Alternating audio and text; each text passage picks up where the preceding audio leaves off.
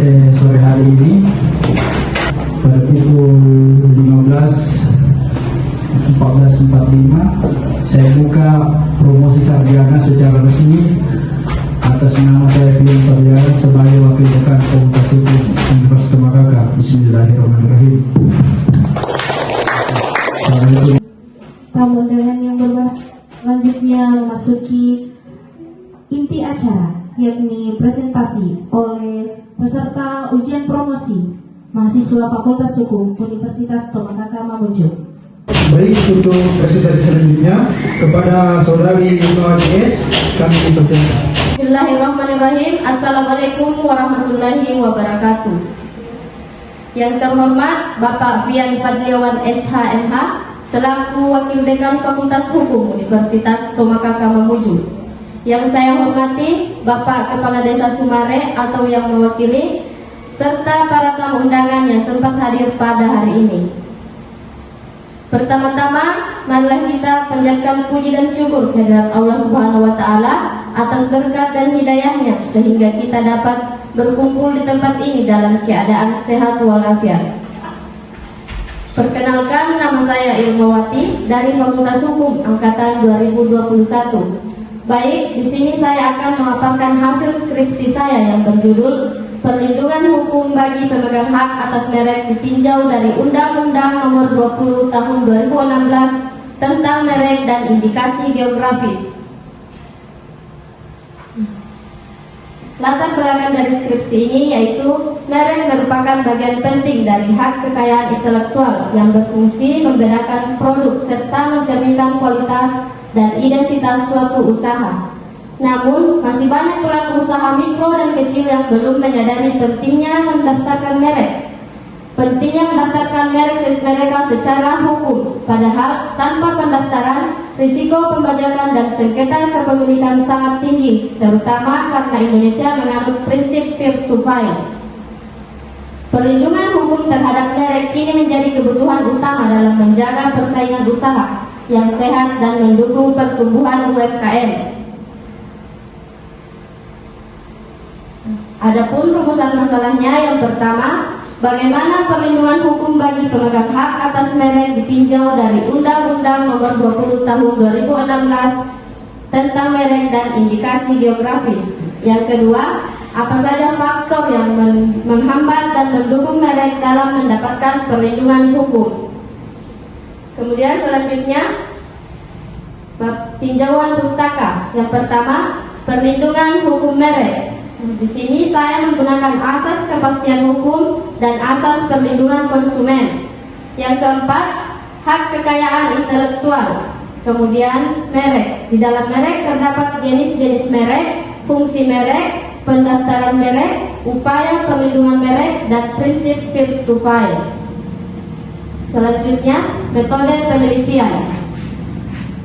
Penelitian ini menggunakan penelitian hukum normatif, yaitu penelitian yang mengkaji bahan pustaka atau data sekunder berupa peraturan perundang-undangan. Jenis dan sumber data terbagi menjadi tiga. Yang pertama, bahan hukum primer seperti peraturan perundang-undangan yang berlaku di Indonesia. Yang kedua, bahan hukum sekunder yaitu literatur pendukung seperti buku, artikel, jurnal, dan pendapat ahli.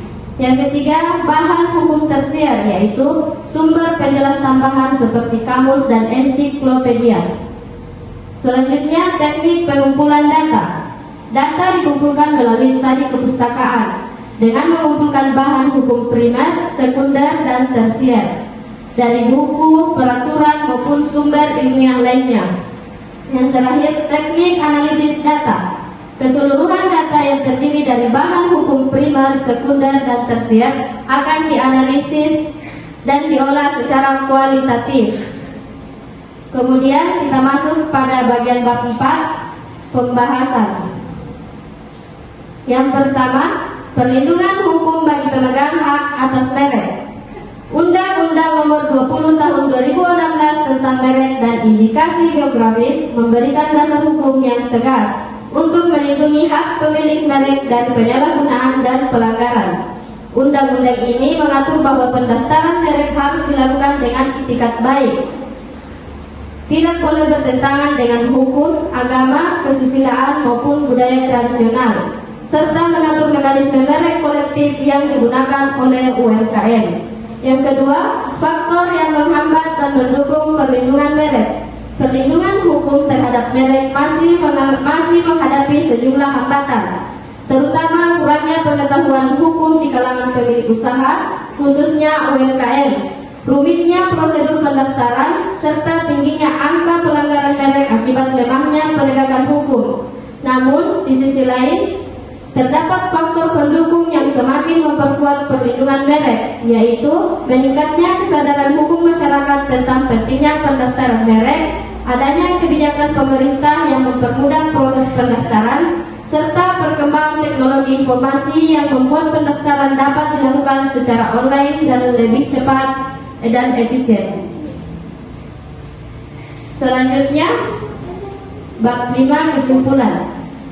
Perlindungan merek di Indonesia berdasarkan Undang-Undang Nomor 20 Tahun 2016 memberikan kepastian hukum bagi pemilik serta mencegah penyalahgunaan merek.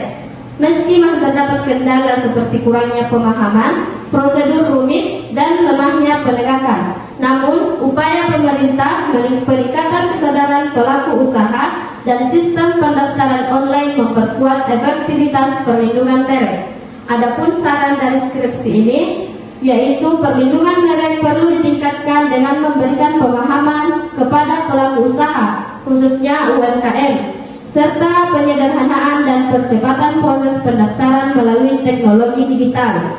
Penegakan hukum harus diperkuat dan kesadaran mendaftarkan merek sebagai identitas bisnis terus didorong agar usaha lebih terlindungi dalam persaingan pasar. Demikian, itulah pemaparan hasil skripsi dari saya. Atas perhatiannya saya ucapkan terima kasih. Wassalamualaikum warahmatullahi wabarakatuh.